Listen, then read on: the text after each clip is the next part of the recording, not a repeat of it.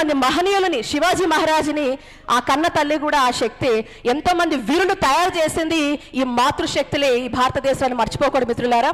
కాబట్టి అలాంటి నెరేటివ్తోనే ఈరోజు ఆ రాంగ్ నెరేటివ్స్ని పక్కన పెట్టి మనం ముందుకెళ్లాల్సిన అవసరం ఉంది. అద్భుతమైన పాలసీస్తో వెళ్లాల్సిన అవసరం ఉంది.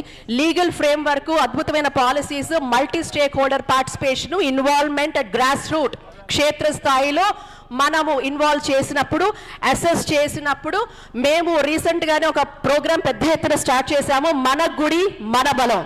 గుడి కేంద్రంగానే అన్ని యాక్టివిటీలు జరగాలి. ఉదయం లేస్తే యోగా దగ్గర నుంచి, మెడిటేషన్ దగ్గర నుంచి, తద్వారా మన పిల్లలతో రామాయణ మహాభారత ఇతిహాసాలు నేర్పించడం దగ్గర నుంచి, మన గృహిణులు చేసే చాలా సర్వసాధారణ పనులు కూడా ఆలయంలో చేసుకోవాలి. మెడికల్ క్యాంప్స్, ఎవరికైనా లీగల్ ప్రాబ్లమ్స్ ఉన్నా గుడి కేంద్రంగానే రావాలి.